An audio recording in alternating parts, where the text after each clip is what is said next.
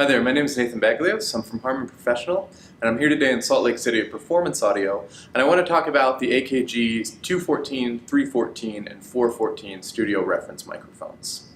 These three microphones are born out of a really steep tradition in AKG of making very high-class reference microphones for the studio.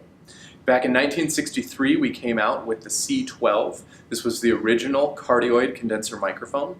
And what that was able to do was really have something that we could put in a studio to pick up everything. It was great for vocalists, it was great for instrumentalists, it was a very natural sounding, accurate mic. So we knew that when we went into the studio, whatever we were picking up wouldn't need a lot of processing afterwards. We were able to get really, really high quality tracks in. And that's what helped contribute to some of the records of the 1960s and 70s that sounded fantastic. The AKG C414 is a direct legacy of that microphone. It's a very high quality microphone. It comes in two different models, so there's the C414 XL2 and the C414 XLS. The XLS is dead on accurate. It's a very accurate studio mic, especially for instrumentalists who want to be able to record and who want a very, very natural picture of what that sounds like.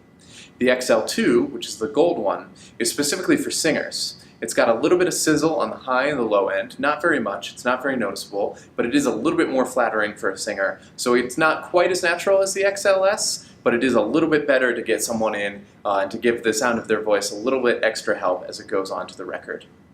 Now both the XLS and the XL2 have 9 selectable polar patterns, and you can see the LED right on here that we can select between all these polar patterns and get exactly the one we need for our application.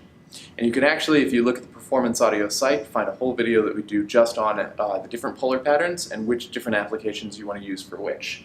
You'll also notice on the back of the microphone, we have several other LEDs. We've got several pads at 6, 12, and 18 dB.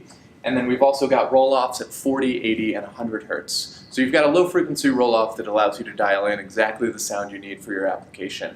When you're doing something like very close male vocals, or if you're doing something in a room that's got sort of a low-frequency hum, that roll-off can be really nice. Now, you might say those price points are a little steep for the home recording or project studio recording. Maybe you don't need all those polar patterns. Maybe you don't need all those features that are on the back. And for those people, we have two great solutions. When we go one notch down from the 414, we go to the 314. The 314 has 4 selectable polar patterns, so we've still got a lot of versatility. It does have a roll-off at 100 Hertz, and it does have a selectable 20 Hertz pad, or 20 dB pad rather. It's also got the option for an overload LED, so you know when you're overloading the mic capsule, the LED will turn red, and you know to put a pad on or to move the microphone further away from your sound source. If you don't need quite those bells and whistles, we also have the AKG 214. The AKG 214 comes from that same legacy in the studio, derived from the original C12. It's just got the one polar pattern, so it's a cardioid fixed polar pattern. We've got a 20 dB pad on there, so it's a very basic mic, but it's still very versatile, especially for vocals and for instruments in a studio setting. This is going to be a great mic to use. These are all available for Performance Audio. For more information, visit the Performance Audio website.